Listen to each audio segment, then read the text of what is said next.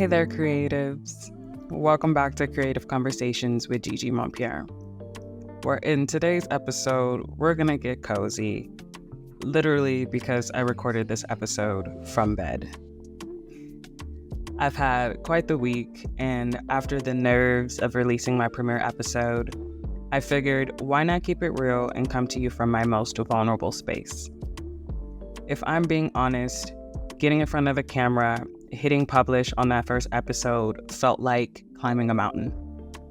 It took a lot of overthinking, fear, lots of anxiety, and based on the theme of this episode, analysis paralysis, to get to the point where I really put it out there and set everything up.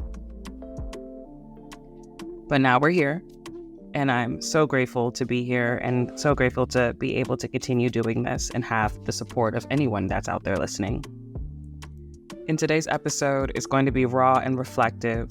We're going to be talking about something that I and probably a lot of you deal with, analysis paralysis, that dreaded feeling of being stuck in our own heads, and how the ego can get in the way of our creative flow. I figured what better place to talk about this than right here in a space where I do most of my overthinking. So let's get into it. Grab yourself a cup of coffee, grab yourself a drink, whatever you feel like sipping on, get comfy, and let's dive deep.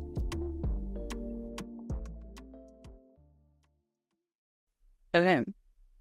Hello. Welcome to another episode of Welcome to another episode of Creative Conversations with Gigi Montpierre. Today's episode is going to be a bit more casual and laid back. As you can see, I'm literally in my bed, in my robe. And the reason why I am in such a comfortable and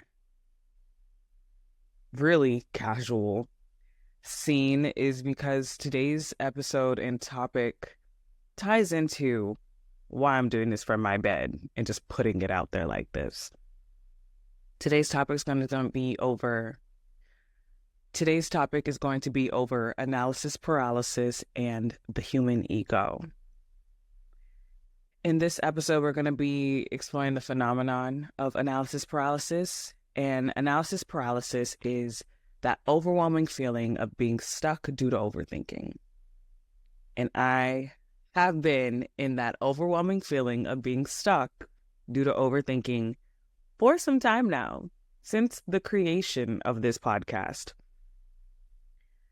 We're going to discuss how analysis paralysis affects the mind, causes of analysis paralysis, how ego ties into analysis paralysis, and how to overcome both to stay mindful and to continue with your creativity.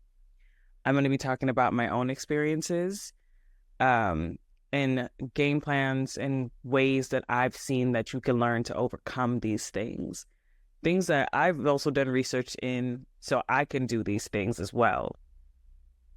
Starting off with what is analysis paralysis? The definition of analysis paralysis is when it happens when we overanalyze a situation or a decision, which results in a lack of action or decision making. Causes can be a fear of failure or making the wrong decision, information overload, or even just perfectionism. Common scenarios where people have analysis paralysis is if you need to make a decision on something that's going to have a certain outcome and you want a specific outcome, so you're going to really analyze that decision to every nook and cranny, to the last second or even past deadlines because you have not made a decision. Analysis paralysis can also be not knowing when you've actually completed a project. Like you put in on the details, but you keep thinking something else can be added. Something more could be pushed there. But you just can't let it go. It's not done. It just doesn't feel done. Times that I have analysis paralysis is in context like this. I never thought that I would be creating a podcast. I never thought that I would be speaking to a camera for this amount of time about anything. But when I created Creative Conversations, yes, it started off for this course, but I knew if I was going to be creating a podcast about a certain topic or context that I would want to continue to speak about and have interest in, I thought Creative Conversations was a great outlet for me because I love creativity. I love the creative process, whether it's in film, cinematography, photography, fashion design. So this ways that creatives make something from their minds and put it out there for my eyes to see, for my hands to feel, for my ears to listen. I love it all. But then I also know that we live in a world that's very fast motioned. There's a lot of moving bits and pieces. Not every day is going to be the best day for productivity. I wanted to know how other creatives find ways through that rut, find ways through creative block, find ways through not being in the right headspace. And I feel like I wanted to know those things because I struggle with that a lot. I struggle with that pretty badly. Hence why I am recording this past a deadline in my bed, in my robe. Analysis paralysis. I have had the notes, the topic, everything picked out for a while because I knew that it was something that would definitely resonate for me. But this here is out of my comfort zone. Being in front of a camera, having a mic and a platform to utilize in a different way that takes more than a few seconds with some background music, this is different for me.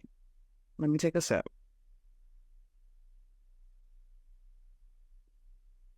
That was hot. She's still hot.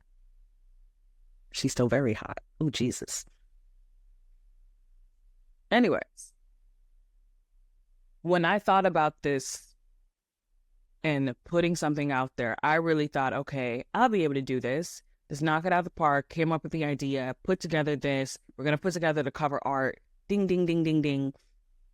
But when it came down for me actually being in front of this camera and speaking out of my mouth, shit.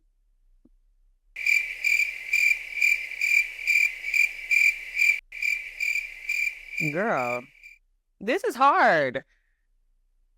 And majority of it really is my own ego that is blocking me from being productive, successful, and out of my own head. There's two different definitions of ego. There's the definition of it as a noun, and then there's a psychoanalysis definition. I'm going to start off with the noun because we all know what a noun is. And if you don't, you can Google it because I'm not about to. As a noun, ego is a person's sense of self-esteem or self-importance. The psychoanalysis definition of ego is ego can be thought of as the part of the mind that mediates between conscious reality and unconscious desires. When it says conscious reality or unconscious desires, the conscious reality is you have to put out something, okay? Like with this, I have to put it out every week. I have a week to put this out. But my unconscious desires wants this amazing outcome that I have to keep putting together and manage and pinpoint, mark, bookmark, highlight, fix the mistakes. But that's taken me a minute. The wheels are turning for a lot longer than they need to be. The wheels have been turning for a good 6 days, and we have to make an output in 7. That's not great. That's not great. This psychoanalyst definition is often driven by fear, pride, or insecurity. And that's how ego can fuel analysis paralysis. You're stuck in a state of fear. You're stuck in a state of being prideful, or you're just insecure about putting out something that's going to have something hurt your ego. Ego contributes to analysis paralysis because, like you said, some causes of analysis paralysis is perfectionism. So the need to appear perfect or successful is a part of ego. And if you're not appearing perfect or successful, you're going to keep thinking of ways to appear perfect and successful. There's a fear of judgment or being compared to someone. You don't want to have that. As a child, whenever I was putting together this and I had to think of my own scenarios, I really had to process, why do I suffer so badly from analysis paralysis? But then I also feel like it's also tied into me because when I looked into it, when I was younger and I made certain mistakes, like my room wasn't clean, I didn't dress correctly, I didn't brush my teeth well, or I wore my hair in a style that my mom didn't think was really cool. She would always say to me, do you know what people would say about you?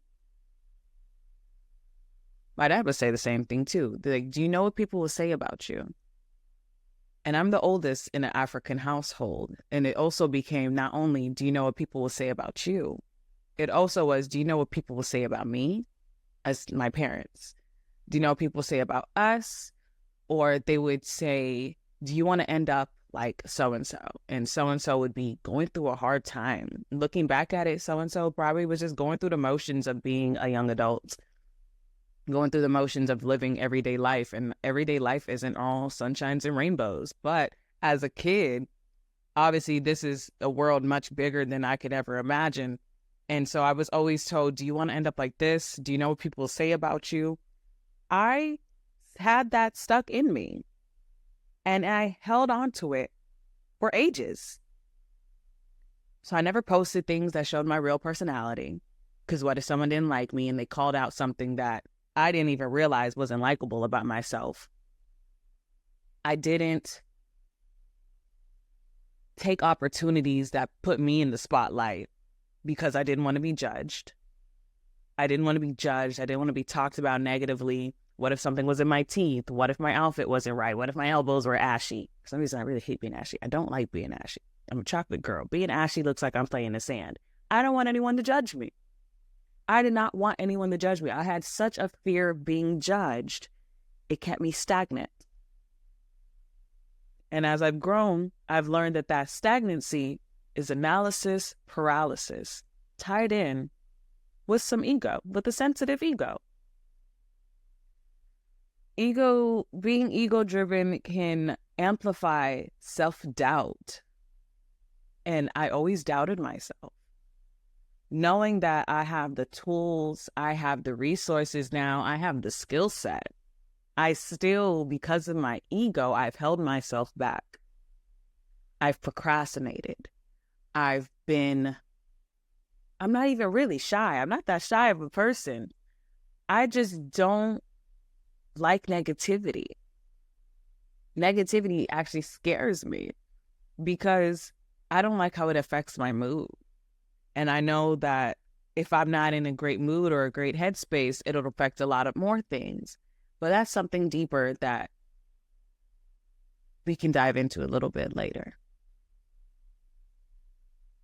The way that analysis paralysis can really affect creativity is the constant weighing of different options.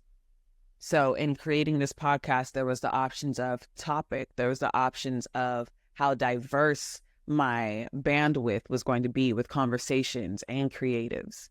I could have done it strictly on musical artists. I could have done it strictly on fashion designers. I didn't want to do that.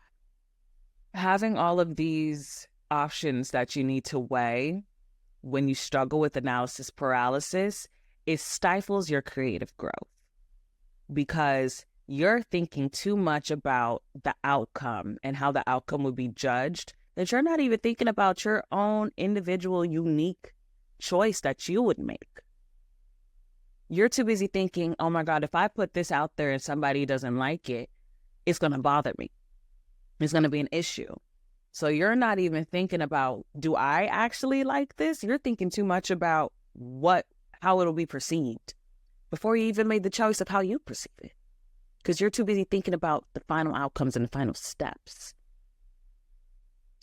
Because your ego desires control, It can lead to indecision because the fear of loss. what is it else? Loss, vulnerability, and failure. That fear of loss, vulnerability, or failure is suffocating. It's so suffocating, and it sucks.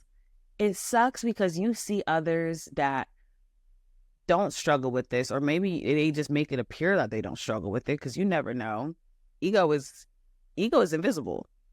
Ego is invisible. It can seep out in different ways. But you see others putting out stuff that seems so authentic and so unique. And it's just like, why do I struggle so badly to just put it out there? And it's my ego. It's because I'm scared of hurting my own ego. Ego can block your growth. The ego prevents you from learning from the mistakes that you could make, because you don't want to make those mistakes. You don't want to be judged for those mistakes. You feel like making a mistake shows that you're not capable. And that's not it. Nobody does anything 100% the first time.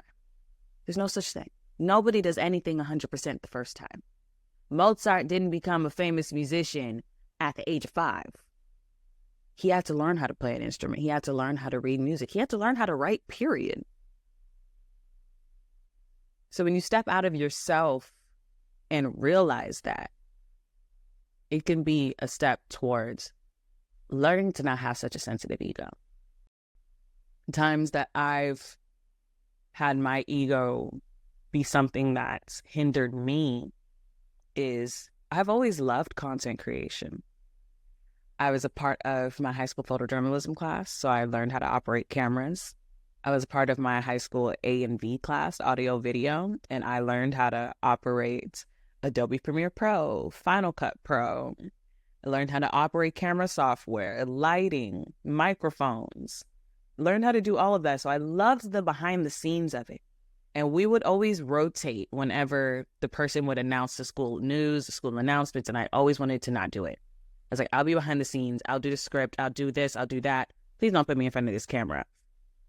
And being in high school, being a darker skinned girl that was really skinny, there was other things that tied into my insecurities, but it all still was ego sourced. I didn't want to be judged. I didn't want to be perceived. I didn't want anyone to be like, who's this dark skinned girl on the screen? Why is she talking like that? Why does her hair look like that? I'm thinking about all these different things. I'm like, oh, I don't look presentable. My hair is always done. You see these braids? Done. My teeth? White. Clean. I knew what I needed to say, but it's like in my head, I'm so deeply thinking I'm about to be perceived. I'm going to be perceived. You put this camera on me and someone else is going to view it. I'm about to be perceived. I'm about to be judged. How can I either avoid it or be as perfect as possible so whenever it goes out there, it's good? And I always would choose option 1 because option 2 would be a hindrance to everyone else in the deadline that we needed to meet. Now, as a 25-year-old adult, it's being a hindrance to me and the progress that I want to make in my creative career. So what can we do to overcome analysis paralysis? I've done some research with the help of Google, ChatGPT, Google. Of course, number 1, and it's always a theme of this podcast, mindfulness practices. Being able to practice mindfulness is also going to help you notice when your ego is in the way.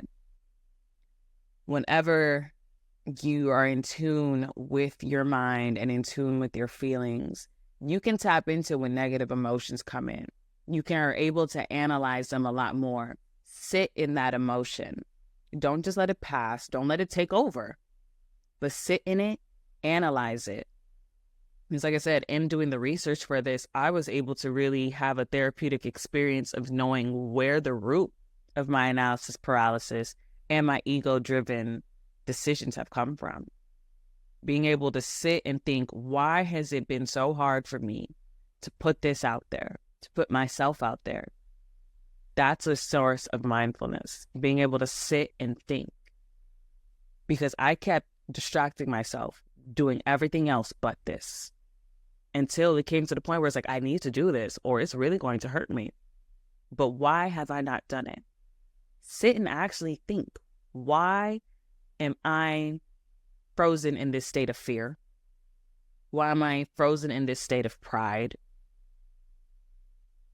I think my neighbors are doing construction. Hopefully the mic doesn't pick all that up.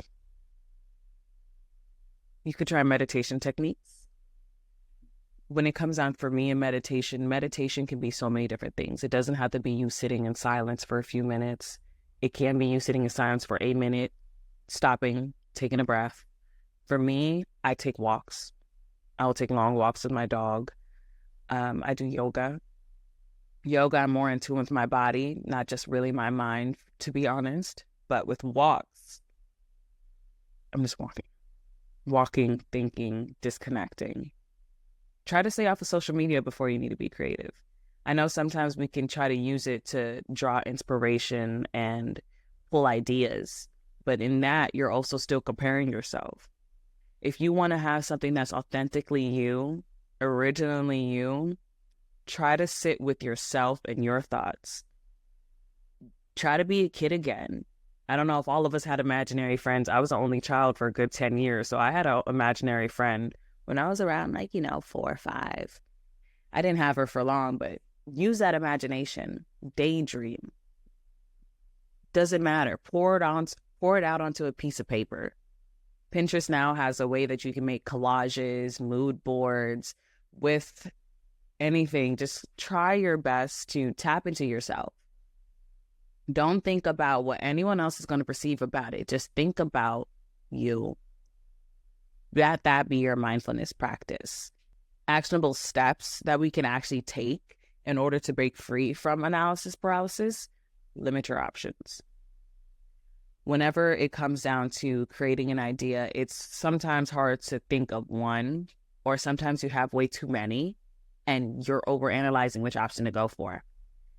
Give yourself maybe a set of maximum 5. We don't want to touch the double digits. Give yourself a set of maximum 5, or if you're at the double digits, you got to chuck it down. Cut it down and give yourself a deadline on when to make a decision. That's really going to help you in making quicker decisions, trusting your decisions. You have to force yourself to make a decision. That's going to be step number 2.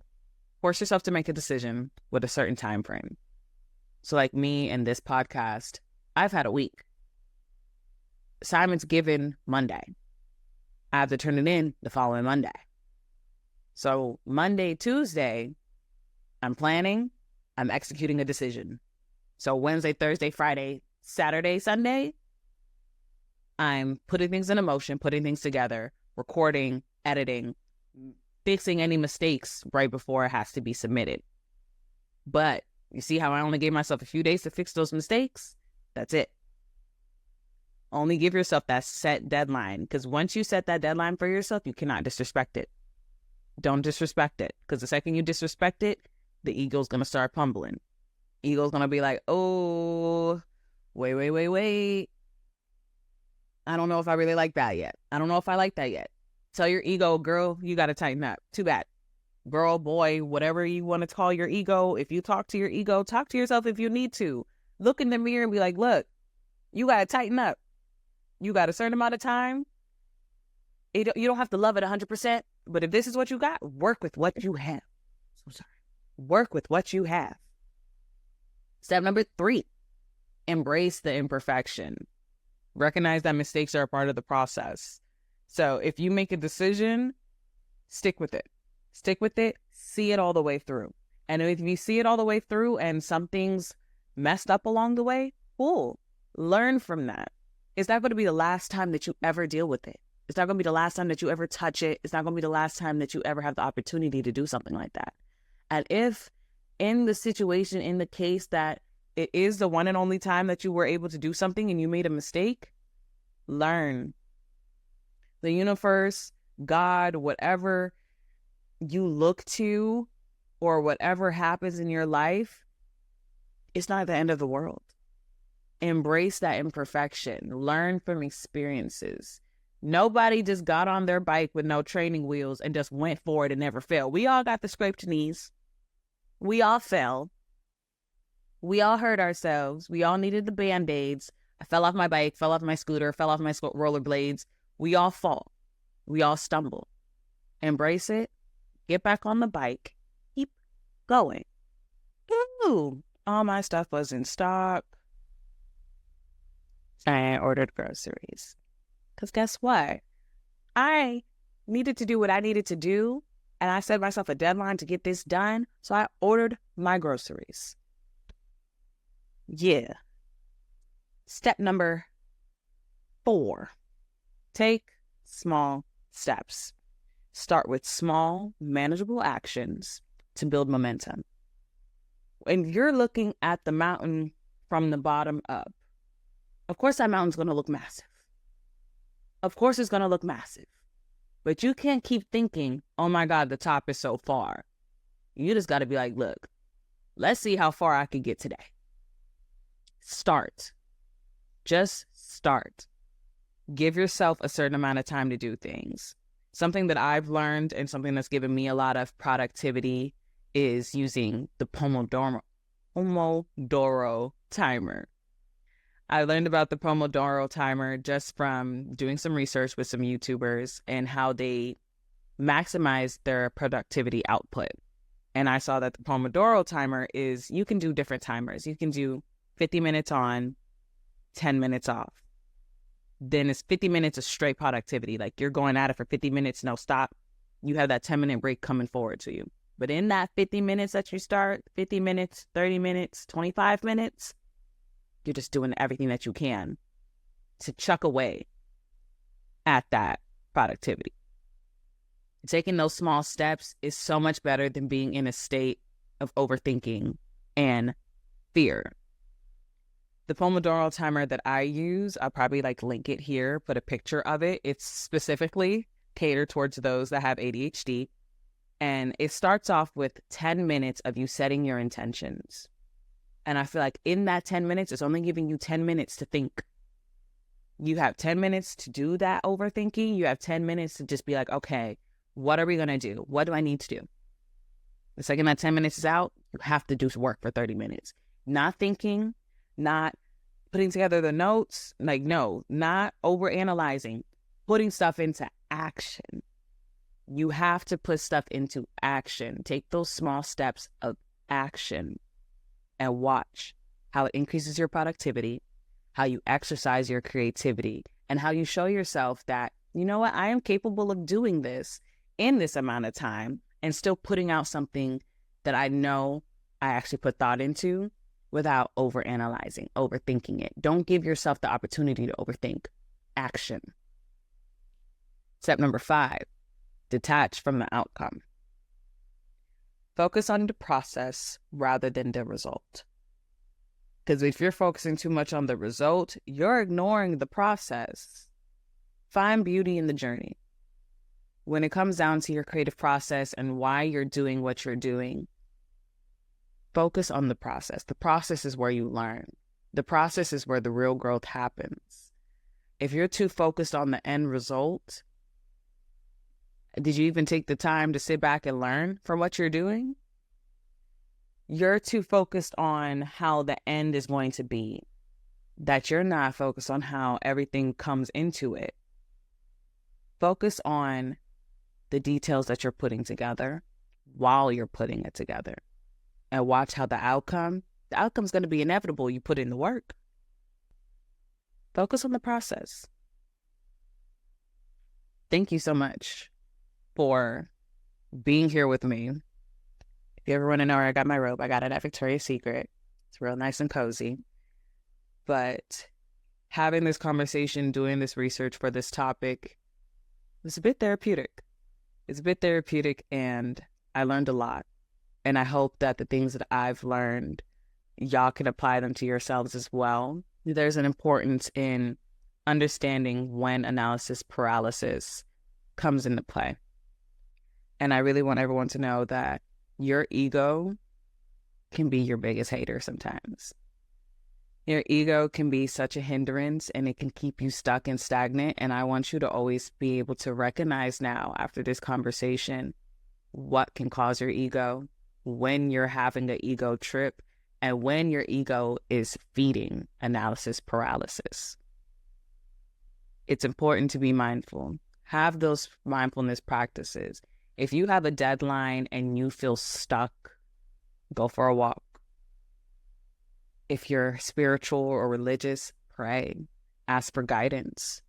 If you're not, ask a friend. Narrow down your decisions and tell them, put it in a box, shake it up, and tell your friend, pick something. Get creative with it. Give yourself those deadlines and respect those deadlines, because those deadlines are also boundaries for yourself, and you always want to respect yourself and your boundaries. If you've liked today's episode, please take the time to subscribe. Share with anyone who you know is suffering with analysis paralysis or their ego is keeping them stagnant. Please share and leave any feedback. If this is something that you felt like, it was a good conversation, a good little chat, comfy, cozy, this was great. Being able to put this out there, even if it was in my bed, I still got it all set up. Still was able to get everything done. I'm nice and cozy, and I'm not overthinking it anymore, because I feel great knowing that I put out everything that I could within the capacity that I had. And that's what you should always think of. So you know what? Thanks for tuning in. Until next time, keep creating, stay mindful, and never forget to tap into your own unique identity. Bye. All right, creatives, that's a wrap on today's solo episode. I hope this conversation around analysis paralysis and ego resonated with you and gave you some clarity on how to push through those moments when you feel stuck. Remember, perfection isn't the goal, progress is. And sometimes we just need to get out of our own way. If today's episode sparked something in you, I'd love to hear about it. Please feel free to share your thoughts or your own experiences with me on any social media platform or even down below in the comments. If you haven't already, hit that subscribe button so you don't miss out on future episodes of Creative Conversations, where we keep diving into the minds and practices of amazing creatives. Thanks again for spending this time with me, and until next time, keep creating, stay mindful, and trust the process.